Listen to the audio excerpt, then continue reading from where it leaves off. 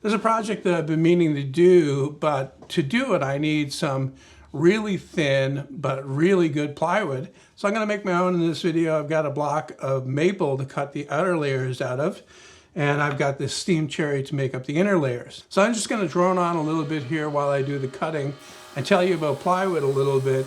It needs an uneven number of layers, like 3, 5, 7, and so on. And ideally you want the same type of wood and thickness on the outer layers in order to keep it flat.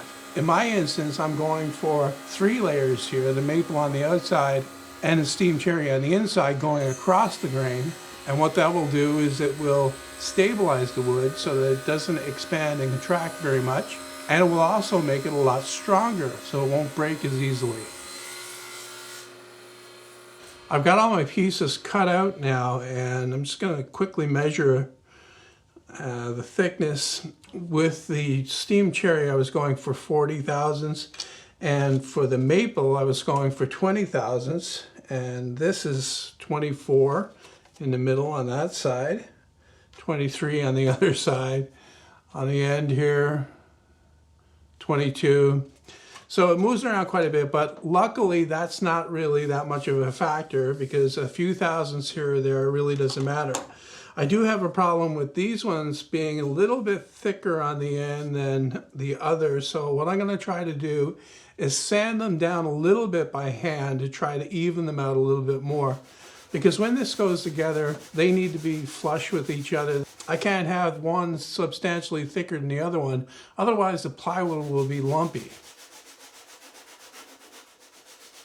I've got all my parts sanded. I'm happy with how thick they are.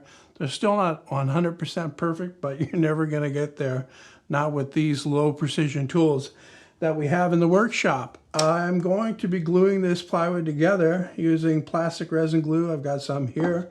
I have my solo cup and I have 21 grams of water in here. The ratio for the proper mix here. And to be honest, I don't know exactly how accurate this has to be, but I've got the scale out, so I may as well use it. I've got 21 grams of water here. To that, I need to add 35 grams of powder. So I'll just take it on my thing here and I'll dump it in a little bit at a time until it reads the right amount, which is 21 plus 35 equals 56. All right, just mixing it up with the wooden paddle here. You can see the consistency.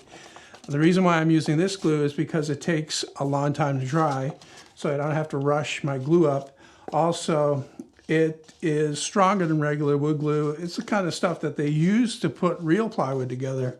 So it winds up being very hard and very brittle in the end. Now to glue this up, I've got a block of maple here that's nice and flat. I've added packing tape to the surface here so that the stuff won't stick.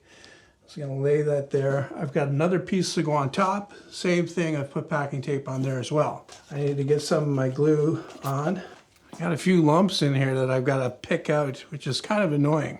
I really should have a brush for this, but I don't have one. I thought I had some of those throwaway ones, but can't seem to locate them.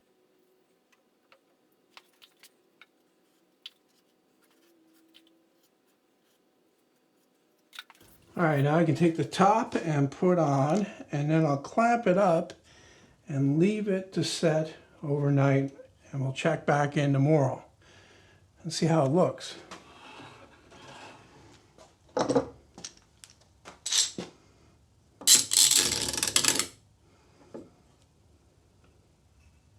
It's actually several days later, and I've left this clamped up for all that time. Mainly because what I did was I clamped it up in here, and it's still a little bit cool in here because it doesn't, heat up with the outside air. So I brought it outdoors where it was much warmer and forgot about it, basically, and it rained. So it got all soaked. So I left it for a couple more days to dry out again. So I haven't looked at it yet. I'm going to release the clamps and we'll see it together.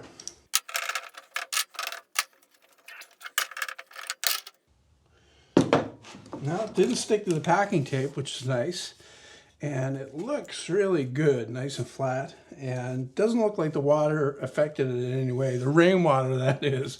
I'm going to trim the edges off now and we'll see exactly what it looks like.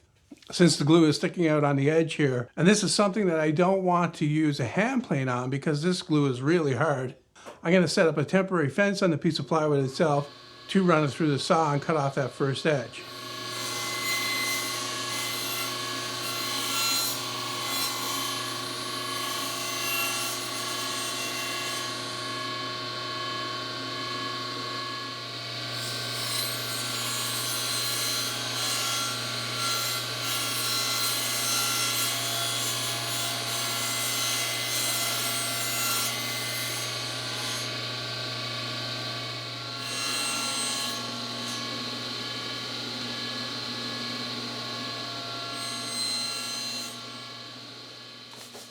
So now, like I said, I need this for an upcoming project, but the plywood that I need doesn't have to be very big.